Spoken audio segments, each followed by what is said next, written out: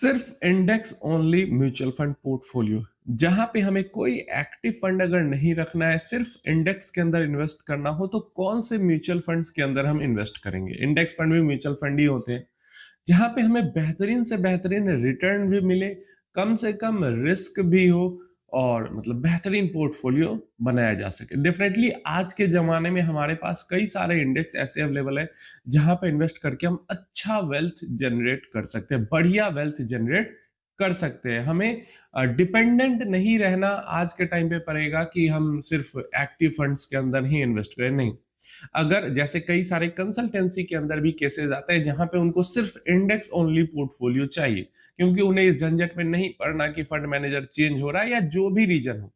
अगर मुझे पर्सनली मुझे अगर इंडेक्स ओनली पोर्टफोलियो बनाना हो, सिर्फ इंडेक्स फंड के अंदर इन्वेस्टमेंट करना हो, तो मैं इन 4-5 म्यूचुअल फंड्स के अंदर इन्वेस्टमेंट करूंगा। सबसे पहली बात ये समझनी है कि ये जो फंड्स है मिनिमम 5+ इयर्स का, वैसे मैं बता देता हूं। सबसे पहला फंड हमारे पास आ जाता है 500 वैल्यू 50, जो कि एनएसई नेशनल स्टॉक एक्सचेंज का इंडेक्स फंड है, स्ट्रेटेजी इंडेक्स फंड है, निफ्टी 500 वैल्यू 50 फंड। अलग अलग एएमसीज के आते हैं, जहां भी एक्सपेंस रेशियो कम मिले इन्वेस्टमेंट किया जा सकता है। निफ्टी 500 वैल्यू 50 फंड क्या करता है ये समझ लेते हैं, और क्या परफॉर्मेंस इसकी रही है ये भी समझ लेते हैं।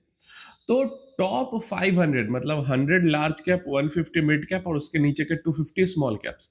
इन टॉप 500 कंपनीज में से based on earning, earning to price ratio, earning to sales ratio, price to sales ratio, ये सब जो रेशियोज है इन सब को एनालाइज करके वैल्यू, सबसे अच्छा वैल्यू प्रोवाइड करने वाली जो 50 कंपनीज होती है, ऑटोमेटिकली इसको रीबैलेंस किया जाता है। यहाँ पे रीबैलेंसिंग होती है सेमी एनुअली, सेमी एनुअली यहाँ पे रीबैलेंसिंग ऑटोमेटिक होती है। जो बेस डेट है वो 2005 है, तो 2005 से आज तक का डेटा हम इसका देख सकते हैं। 50 स्टॉक्स होते हैं इसके अंदर में, इस इंडेक्स फंड के अंदर में, डाइवर्सिफाइड इंडेक्स फंड है। अब इस इंडेक्स फंड का जो टोटल रिटर्न है पिछले 2005 से अभी तक का, क्लियर है, 2005 से अभी तक का जो टोटल रिटर्न है वो 16.62% है। अभी भी 16.5% से ऊपर का रिटर्न अभी भी ये इंडेक्स फंड इतने लंबे समय में बना के दे रही है। सेकंड, पिछले 5 सालों में जो इसका रिटर्न है वो 28% प्लस का सालाना है, और पिछले 1 साल में जो इसका रिटर्न है वो ऑलमोस्ट 14% का है। लास्ट 1 ईयर में 14% का रिटर्न है। इसके बाद ईयर टिल डेट मतलब जनवरी से लेके और मार्च 30 तक, ये जो डेटा की हम बात करेंगे वो 30 मार्च तक का है। मार्च 30 तक निगेटिव में 3.5% का रिटर्न है, और क्वार्टर का भी रिटर्न 3.5% निगेटिव का ही है। अब क्या समझना है, देखिए यहाँ पे लॉन्गर टर्म में आपको 16.5% का ही रिटर्न दिख रहा है। कई लोग के लिए ये बहुत ज्यादा भी हो सकता है, कई लोगों के लिए बहुत कम भी हो सकता है। आगे जिन हम इंडेक्स की बात कर रहे हैं उसके मुकाबले में ये बहुत ज्यादा कम है। लेकिन समझिए, ये जो फंड हम ऐड कर रहे हैं इसका जो मकसद है पोर्टफोलियो के अंदर हाई रिटर्न बनाना नहीं है। वैसे रिटर्न अच्छा खासा इसमें ही बनाया, लेकिन हाई रिटर्न बनाना नहीं है। वैल्यू फंड नाम से ही पता चल रहा है। तो इसका मकसद है पोर्टफोलियो के अंदर हमें कुछ ऐसा पैसा इन्वेस्ट करना है जो कि 5 साल के लिए इन्वेस्ट करना है, 4 साल के लिए इन्वेस्ट करना है, 6 साल के लिए इन्वेस्ट करना है ना। तो 5-7 साल के लिए जो पैसा इन्वेस्ट करना है उस पैसे को हम इस फंड के अंदर इन्वेस्ट करेंगे, या फिर ऐसा पैसा है जिसपे हमें ज्यादा वोलेटिलिटी नहीं चाहिए और इंडेक्स इन्वेस्टिंग भी करनी है, ये इंडेक्स उसके लिए बेस्ट हो जाता है। 500 value 50 index fund. Second fund हमारे पास आ जाता है mid cap 150 momentum 50 index fund. अभी तो काफी लोग, मैं तो कब से इस फंड के बारे में बात कर रहा हूं, अभी ये काफी पॉपुलर भी हो चुका है, फिर भी बहुत सारे लोगों को इसके बारे में जानकारी नहीं है। अब मिड कैप 150 मोमेंटम 50 नाम से ही पता चल रहा है, मोमेंटम इंडेक्स फंड है, सेमी एनुअली, ये भी रिबैलेंस होता है, 50 स्टॉक इसके अंदर में भी है, लेकिन वो वैल्यू स्ट्रेटेजी था, ये मोमेंटम स्ट्रेटजी है। वो टॉप 500 स्टॉक्स पे बेस्ड था, ये सिर्फ मिड कैप 150 स्टॉक्स पे बेस्ड है। और 2005 से लेकर और अभी तक का अगर परफॉर्मेंस देखें तो वहां पे 16.5 मिल रहा था, यहाँ पे 22.5 मिल रहा है, 22% लगभग 2005 से अभी तक। कोई दिक्कत नहीं है। पिछले 5 सालों में ऑलमोस्ट 19-20% का रिटर्न इसने बना के दिया है। पिछले एक साल में 1.5% का बस निगेटिव में वो भी रिटर्न है। अब कहा हमने देखा 13-14% का वैल्यू में मिल रहा था पिछले एक साल में, यहाँ पे सिर्फ 1.5% मिल रहा है निगेटिव में, वो भी क्यों मिल रहा है ऐसा? स्ट्रेटजी, मार्केट खराब रहती है तो वैल्यू स्ट्रेटजी अच्छा करती है, मार्केट अच्छा रहती है तो मोमेंटम स्ट्रेटजी अच्छा करती है, लेकिन लॉन्गर टर्म में हमें दिखता है कि खराब अच्छा होने के बावजूद मोमेंटम ज्यादा रिटर्न बना देती है। और क्योंकि मोमेंटम इतनी ज्यादा वॉलेटाइल होती है, इसीलिए हम मोमेंटम में इवन मिड टर्म का भी पैसा नहीं डालते, सिर्फ लॉन्ग टर्म का पैसा डालते हैं। तो ये फंड सुटेबल उनके लिए है कम से कम भी तो 8+ ईयर्स का जिनके पास टाइम पीरियड है। पिछले एक साल में हमने देखा निगेटिव 1.5%, इस साल जनवरी से मार्च 30 तक अगर देखते हैं तो लगभग 12% का निगेटिव में इस फंड का रिटर्न है। बहुत बुरा पिटा है ये फंड जन, फेब एंड मार्च, ये 3 महीनों में, और मेजॉरिटी में जो फॉल हुआ है वो मार्च के अंदर ही हुआ है, वॉर शुरू होने के बाद। क्वार्टरली देखे तो ये क्वार्टर के अंदर भी सेम ही चीज हुआ, तो वहां भी 11-12% पिटा हुआ है।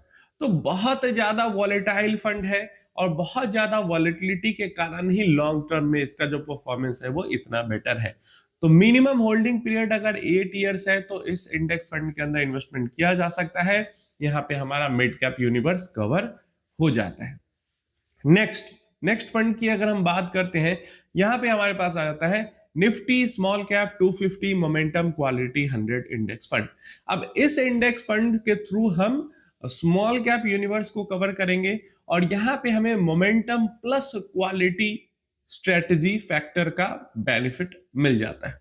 इसकी जो रीबैलेंसिंग है यहाँ पे अगेन सेमी एनुअली ही होती है और ये स्मॉल कैप यूनिवर्स में है और 100 स्टॉक्स का ये फैक्टर इंडेक्स है। यहाँ पे जो टोटल रिटर्न हम देखते हैं पिछले मतलब 2000 ये भी 5 से ही अवेलेबल है, तो 2005 से अभी तक ये 20-21% का इसका रिटर्न हमें देखने को मिल जाता है, जो कि बहुत शानदार है, बहुत बढ़िया। पिछले 5 सालों में इसका जो रिटर्न रहा है सिर्फ 14% का रहा है और पिछले एक साल में 10% से ज्यादा ये फंड टूटा हुआ है, गिरा हुआ है। इसके बाद ईयर टिल डेट मतलब इस साल जनवरी से मार्च 30 तक तो ये 15% टूट गया है और इसी कारण इतना जैसे पिछले 5 साल का भी रिटर्न इतना बुरा जो दिख रहा है, इसी कारण क्योंकि मार्च के महीने में जो गिरावट हुई है इसमें भयंकर तरीके से पिटा है। एक तो स्मॉल कैप पिटा, ऊपर से मोमेंटम वाला इंडाइसेस है, तो वहां पे पिटना तो नॉर्मल सी बात है। और यही एक बड़ा रीजन हो जाता है कि इस इंडेक्स के अंदर भी हम इन्वेस्टमेंट तभी करेंगे जब हमारा गोल 8+ ईयर्स का हो, ताकि ये जो वॉलेटिलिटी है इस वॉलेटिलिटी को हम एब्जॉर्ब कर सके। तो वॉलेटिलिटी एब्जॉर्ब कर लेते हैं तो लंबे समय में momentum mid cap index, momentum small cap index हमें बढ़िया वेल्थ क्रिएट करके दे सकता है। और जिस पैसे पे हमें वॉलेटिलिटी कम चाहिए उससे हम वैल्यू 500 वैल्यू 50 के अंदर में इन्वेस्ट करेंगे। ये 3 इंडेक्स बिल्कुल क्लियर हो चुके हैं। इस 3 इंडेक्स के अंदर में हमने मेजॉरिटी मार्केट को यहाँ पे कवर कर लिया है ग्रोथ और वैल्यू फंड के साथ। अब यहाँ पे हमें इंटरनेशनल एलोकेशन भी रखने की जरूरत है। क्यों इंटरनेशनल एलोकेशन रखने की जरूरत है? ताकि हमें एआई, क्योंकि इंडिया के अंदर कोई वैसी कंपनी है नहीं, तो हमें एआई का भी एक्सपोजर मिल सके। हमें जो रुपी और डॉलर का जो ये रेशियो गिरता जा रहा है, मतलब जो डॉलर अप्रिसिएट हो रहा है, रुपी डेप्रिसिएट हो रहा है, तो 3-4% तो मुफ्त का हर साल बन जाता है। इस साल तो 9-10% तक गिर गया, तो ये जो बेनिफिट है वो हमें मिल जाए। तो इन सब के लिए प्लस हमारा करेंसी वाइज भी थोड़ा सा रिस्क कवर हो जाए, तो इसके लिए सिर्फ हम एक इंडेक्स फंड के अंदर इन्वेस्टमेंट करेंगे जो कि है नैस्डैक 100 इंडेक्स फंड, जो कि यूएस का इंडेक्स फंड है। एंड यहाँ पे हमें ग्लोबल एक्सपोजर मिल जाता है सिर्फ एक इंडेक्स फंड के अंदर। अब नैस्डैक 100 के अंदर ही क्यों करेंगे? क्योंकि इसके अलावा और कोई इंडेक्स जो है उसका जो परफॉर्मेंस है वो पास्ट में भी बहुत बढ़िया नहीं रहा है, किसी अदर कंट्री के भी और यूएस के भी। अब यहाँ पे अगर देखते हैं नैस्डैक 100 का परफॉर्मेंस, तो लास्ट 20 इयर्स में 19.5% का रिटर्न है। ये रुपी टर्म्स का रिटर्न है। अगर हम डॉलर टर्म में देखने जाएंगे तो ये 15% निकल के आएगा, क्योंकि अब रुपी डेप्रिसिएट हो रहा है 4-5% से हर साल, तो 4-5% से रिटर्न बढ़ जाता है अगर रुपी टर्म्स में हम बात करते हैं। तो साढ़े 19-20% का पिछले 20 साल में सालाना रिटर्न है। ये इतना बड़ा होता है, ये जो 20-20% हम बात कर रहे हैं ना, आगे की हमारी एक्सपेक्टेशन 20% की नहीं है, आगे की हमारी एक्सपेक्टेशन 15% भी मिल जाए तो बहुत बढ़िया। लेकिन 20% कितना ज्यादा होता है, आप जरा सा जाके कैलकुलेटर में लमसम या एसआईपी कैलकुलेटर में आप जाके कैलकुलेट कर लो कि आपने 1 लाख रुपया डाला और 20% से 20 साल तक ग्रो हो गया तो कितना ज्यादा पैसा हो जाएगा, या 10,000 की एसआईपी और 20 साल तक 20% से ग्रो हो गया तो कितना ज्यादा पैसा हो जाएगा। आप खुद से एक बार ये टास्क मैंने दिया, कैलकुलेट करके देख लो और नीचे कमेंट में बताओ। तो नैस्डैक 100 का पिछले 20 सालों में 20% का रिटर्न है, 15 सालों में लगभग 24% का रिटर्न है सालाना, 10 साल में यहाँ पे भी लगभग 24%, 23.5-24% का रिटर्न है, 5 साल में भी लगभग 20% का रिटर्न है, और 3 साल में 28% और 1 साल में 35%। तो वो 3 साल 1 साल का हमें कोई मतलब है नहीं, मेनली हमें देखना है कि 5 साल, 10 साल, 15 साल और 20 साल, हर एक टाइम पीरियड में ऑलमोस्ट 20% का रिटर्न इसने दिया है। इसका सबसे बड़ा रीजन है कि ये टॉप 100 टेक कंपनीज से मिलकर बड़ा इंडेक्स है। तो देखो, टेक चेंज होता है, टेक्नोलॉजी चेंज होता है, लेकिन टेक खत्म नहीं होता, और यही एक बड़ा रीजन है इस इंडेक्स के इतना पैसा बनाने से। तो 90s से अगर हम देखें, 1990 से भी 2026 तक देख ले तो कई बारी टेक चेंज हो गया। इंटरनेट का टेक चेंज हो गया, मोबाइल का टेक चेंज हो गया, कार्स का टेक चेंज हो गया, कंप्यूटर्स का टेक चेंज हो गया, है ना, जो इंटेलिजेंस है उसका टेक चेंज हो गया, है ना, शॉपिंग करने से लेके मूवी देखने तक का हर चीज का टेक चेंज हो गया। लेकिन टेक है, टेक 90s में भी थी और टेक 2026 में भी है, बस रूप बदलता जा रहा है, और इसी कारण से इसका जो ग्रोथ है वो खत्म नहीं हो रहा है, क्योंकि ये टॉप 100 कंपनी से मिलकर बना है। तो जो भी अच्छा कर रही होती है टेक में वो ऑटोमेटिकली इसके अंदर में होती है, और हम हमेशा ही देखते हैं कि जो भी बढ़िया टेक कंपनी होती है वो अमेरिका के अंदर ही होती है, तो इससे इसका फायदा मिल जाता है। तो ये समझने की चीज है कि क्यों ये बढ़िया इंडेक्स है। तो मैं क्या करूंगा, मैंने बताया आपको, जो मेरा 5+ ईयर्स का पैसा है उसको मैं 500 वैल्यू 50 के अंदर डालूंगा, जो मेरा 8+ ईयर्स का पैसा है उसे मैं mid cap and small cap momentum में डालूंगा, और इन तीनों का जो एलोकेशन है ओवरऑल, मान लो 100 रुपए अगर मैं डाल रहा हूं इन तीनों के अंदर में, तो 10 से 15 रुपए मैं डालूंगा और नैस्डैक 100 इंडेक्स फंड के अंदर में।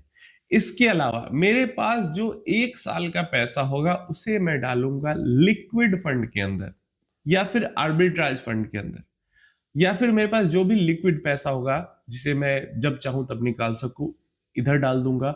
और जो मेरे पास शॉर्ट टर्म का पैसा होगा, जो 1 से 3 साल तक के लिए इन्वेस्ट करने वाला होगा पैसा, उसे मैं शॉर्ट टर्म डेट फंड के अंदर डालूंगा। ये समझ में आ गया।